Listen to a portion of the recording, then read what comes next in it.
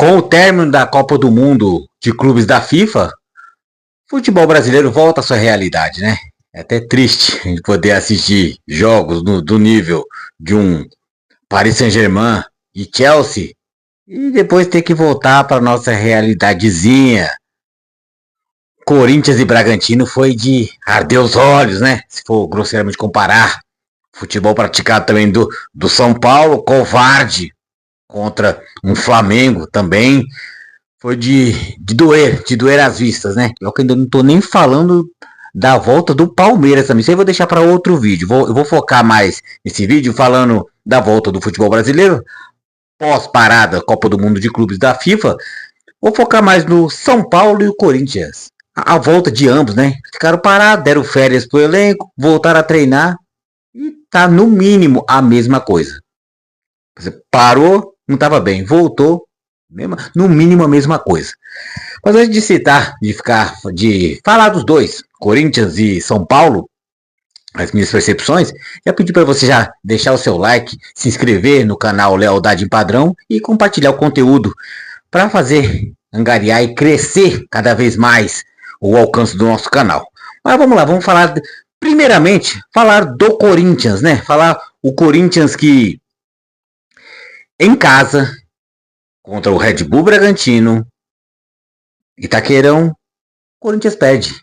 Já foi-se o tempo que Itaquera era sinônimo de terreno hostil. O adversário pequeno do interior chegava lá e tremia em Itaquera. Hoje não, time grande, time pequeno, chega em Itaquera. Fazendo um bom jogo, propondo o jogo, dá para poder sair vencedor sim. E um detalhe, o Red Bull Bragantino é um dos times que mais venceu o Corinthians em Itaquera. O líder desse ranking, dos maiores vitoriosos em Itaquera, tirando o time mandante que é o Corinthians, natural que tem mais vitórias, é o Palmeiras, 6 vitórias. Depois vem Flamengo e depois vem Red Bull Bragantino. Sim, o Red Bull Bragantino já ganhou do Corinthians 5 vezes em Itaquera. Então o maior rival do Corinthians, Palmeiras, tem 6 vitórias. Então, isso não é normal. Isso não é normal. Mas, citando e frisando o que aconteceu com o Corinthians na parada da Copa, já voltando, a forma que o Corinthians vinha jogando e voltou a jogar contra o Red Bull Bragantino, o Corinthians se encontra, ao meu ver, estagnado. O Corinthians não evolui o seu futebol. Tanto que, na minha opinião, o Corinthians nem jogou mal. Eu vendo o jogo, o Corinthians é um time que eu acho meio amarrado, um time que não evolui, não chegou ao ponto de jogar mal, visto como o São Paulo, que eu vou falar daqui a pouco, jogou horrivelmente, covardemente contra o Flamengo, né? Posturas diferentes. Mas o Corinthians tenta fazer as coisas. Tem boas peças do Corinthians, tem Martínez, tem Carrijo, tem Rodrigo Garro, mas para por aí. Ficar contando muito com Memphis Depay, que não entrega o que ele recebe, se botar na balança, o que é um jogador caro, o que é um jogador barato? Ele ganha 3 milhões por mês, né? Justo, injusto? Eu não concordo a partir do momento que ele ganha todas essas cifras e não retribui, não faz valer o ganho. Porque jogador barato ou caro é relativo. Mostra-se muito o que ele faz em campo. E Memphis Depay passa longe de ser merecedor dessas cifras. Mas a partir do momento que ele veio para o Corinthians para poder ganhar X, que ganhe o X. Não fique atrasando. Nem para ele, nem para nenhum jogador. Mas a diretoria do Corinthians, nessa diretoria e outras diretorias do Corinthians, são mestres no quê? De escreve algo, assina, faz contrato e não cumpre. Então, o Corinthians fica nessa mesma celeuma, no caso. Histórias repetidas. Diretorias amadoras, contrata jogadores a peso de ouro, não paga, jogador sai do Corinthians, vai para a justiça, a dívida do Corinthians aumenta novamente, então aí o Corinthians volta de novo para contratar jogadores, não paga, e o Corinthians não evolui. Vive de sucessos pingados, de bons jogadores, mas o Corinthians não consegue formar um time. Contra o Red Bull Bragantino, o Corinthians tentou. O Corinthians que com de novo, falhas da zaga, tanto no primeiro, que originou o primeiro gol do Bragantino, e no segundo houve falhas. O Corinthians, ao meu ver, já vou adiantando, não foi pênalti pro Bragantino. Eu, sim, torcedor do Palmeiras, que torço contra o Corinthians, mas, não, aquela perna levantada, que ele retira-se, o Kaká, autor do gol corintiano, o jogador faz o pênalti, acho que foi o Kaká, se eu não me engano, acho que foi ele, sim, né? Ele chama a confusão. Eu acho que ele ousou em fazer isso, ele não precisava com o pé naquela altura, não pegou, mas deu margem para o juiz, ao meu ver, errar e marcar o pênalti, mesmo com o VAR chamando. Então isso mostra o tamanho da falta de categoria dos nossos árbitros, que são altamente não preparados. O nível é baixíssimo. E dá nisso aí. O Corinthians vai lá, toma o primeiro gol, e o Corinthians agora teve que começar a remar tudo de novo. Ficou naquelas tentativas, né? Com pouco sucesso. O Corinthians ainda consegue empatar. Mas no último lance, toma o gol. Parece o tal do... viu? 6 minutos de acréscimo. O Corinthians deu 5, depois deu mais um. Sucessivos escanteios pro Bragantino. Eu tava pensando, uma hora vai sair o gol. E não deu outro. No último lance, saiu o gol do Bragantino. Que foi o que tentou mais, ou tentou melhor, pode-se dizer. Que o Corinthians é aquele negócio, tenta uma abafa desorganizado. E citando agora o que eu queria falar sobre Memphis Depay, que na parada para a Copa do Mundo de Clubes, aquele negócio lá, postagens polêmicas, ele fica mais focado em fazer músicas contra o dito craque Neto, José Ferreira Neto, né?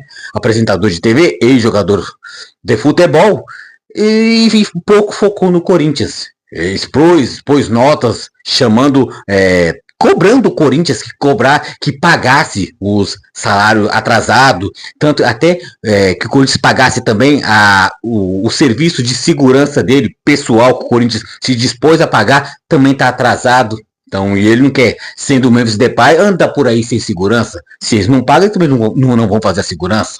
Complicado essa situação. Se propôs, tem que pagar. Dá seus pulos, se vira. Sei que é complicado tudo, mas então, se não tem condições de honrar os pagamentos, não contrate o Memphis Depay.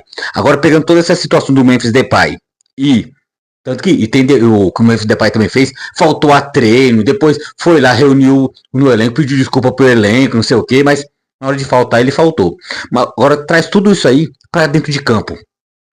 O que justifica Memphis Depay ser essa estrela toda que eu nunca vi nem na Europa? Ele é um jogador regular para bom na Europa, jogador até de seleção dos Países Baixos, da Holanda, mas ele nunca foi um cara diferenciado. Ele viu toda essa estrela pro Corinthians, parecia que estava ressurgindo um novo Ronaldo Fenômeno. Pera lá. Na Europa, ele é um jogador regular para bom. Aqui, se tratando de Brasil, ele é um jogador bom para muito bom, com picos de muito bom. Ele não é craque. Memphis Depay não é. E ele se sente como é.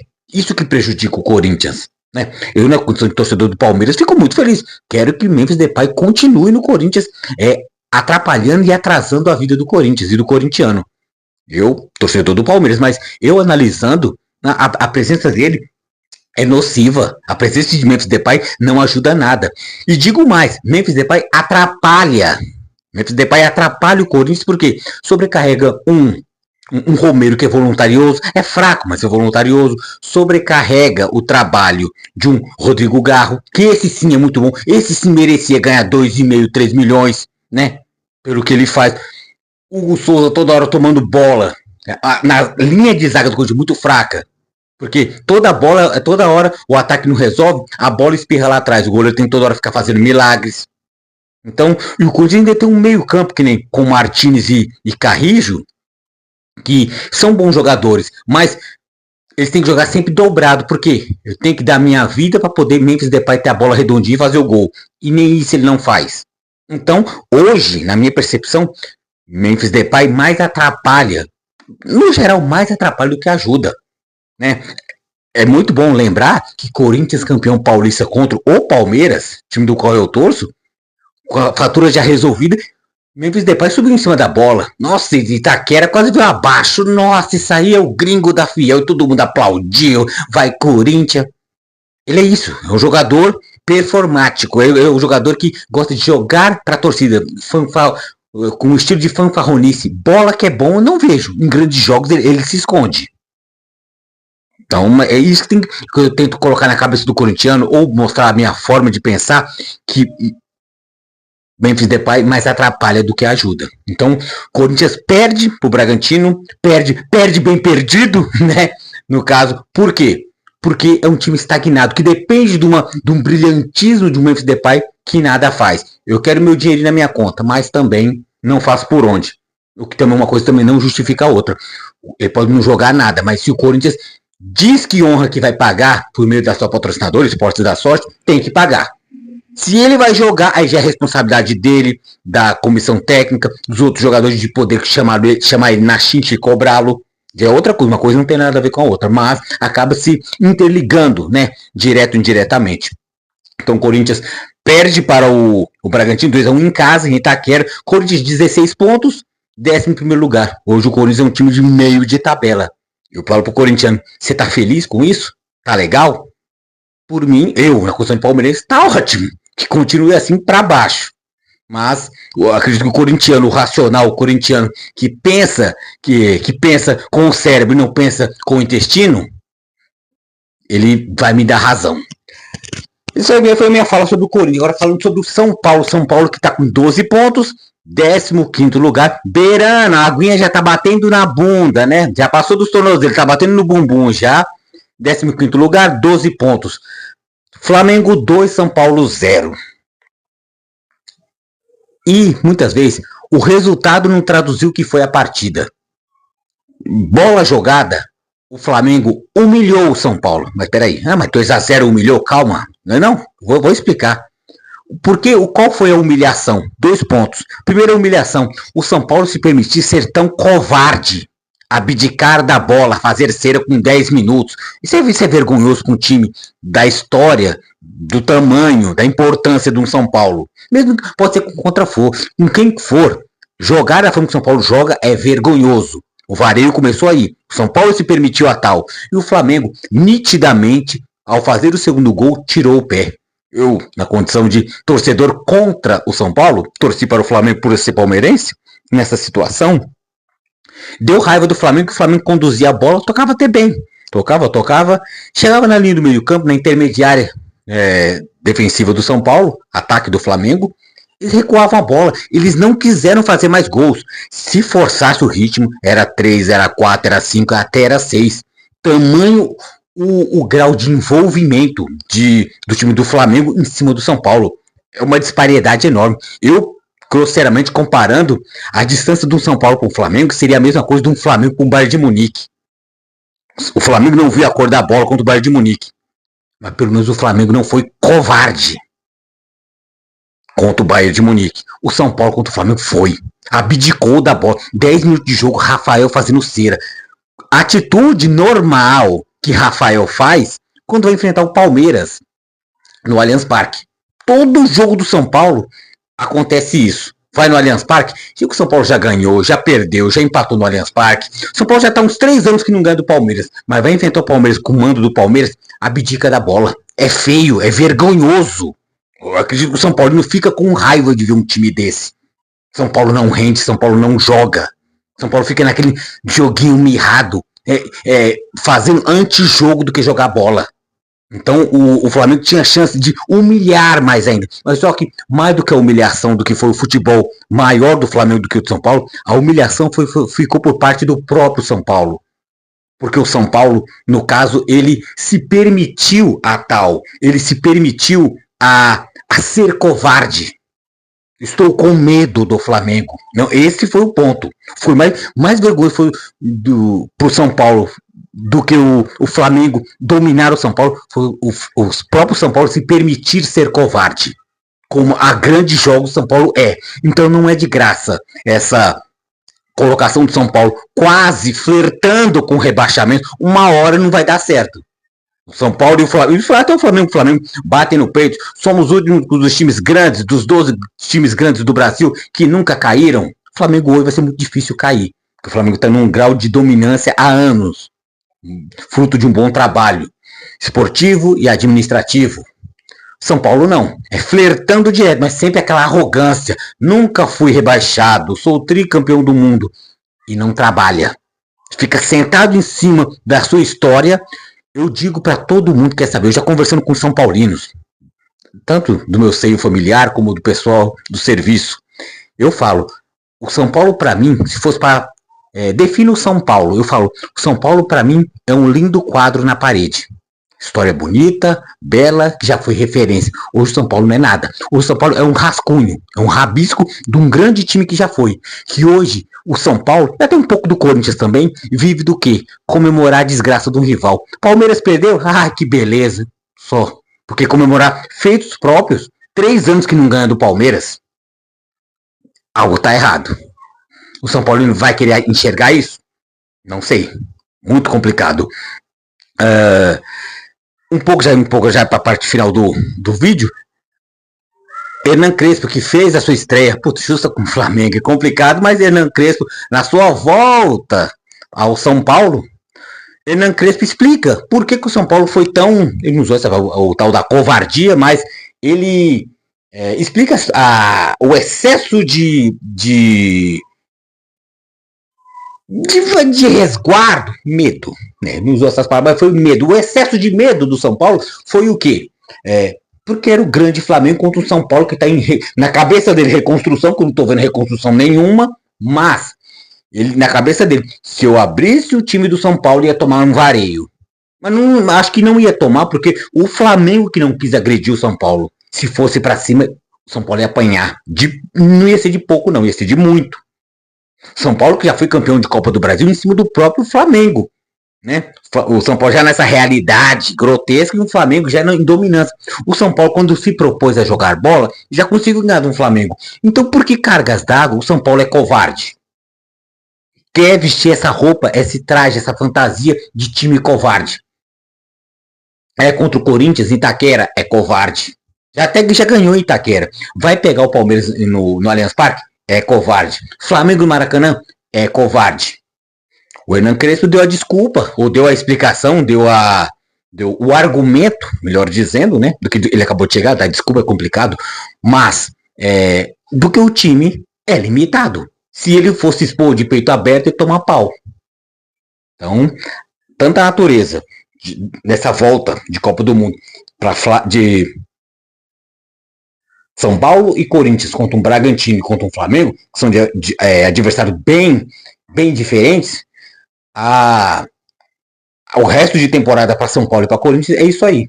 Brigar por um não rebaixamento, meio de tabela, quiçá buscar uma vaga em algum torneio intercontinental, mas título pesado, grande, conforme é a história de um Corinthians e de um São Paulo, esquece, né? Corinthians se contentando com o título paulista, ganhou do Palmeiras. São Paulo nem isso. Então, bola por bola, o Corinthians não jogou mal contra o Bragantino. São Paulo, covarde, permitiu-se, entregou-se ao Flamengo. Flamengo que teve complacência, teve pena, dó do time do São Paulo, que era para ter sido mais. Então foi isso, a minha percepção de São Paulo, de Corinthians, quando a sua volta ao futebol brasileiro, ao Campeonato Brasileiro, foi isso. Mais do mesmo, um time, o Corinthians estagnado, um São Paulo covarde, sem evoluir. Ambos perderam, mas quem perdeu foi você, torcedor. Por torcer para um time desses, no sentido que muitas vezes você não abre o olho. Você fica se apegado a glórias do passado e vê, muitas vezes não quer ver que o seu futuro, o seu presente e o seu futuro é tenso, é tenebroso. Então essa é a minha percepção para São Paulo e para Corinthians. Então já agradecendo você que viu o nosso vídeo, você que gosta do nosso conteúdo, tanto dos vídeos curtos como dos nossos vídeos um pouco mais longos, já peço para você novamente, reiterando, deixe o seu like se caso não deixou, se inscreva no canal Lealdade em Padrão, só se caso não for inscrito, mas confere se tá ou não tá a inscrição, se inscreva, não se esqueça e compartilhe o conteúdo nos seus grupos para nos ajudar cada vez mais. E vamos lá, né? Eu falando de tudo isso aí, São Paulo e Corinthians, ainda vou gravar um videozinho depois para falar do Palmeiras, né? Palmeiras, Mirassol, pós-mundial. É. Então, tá fácil não.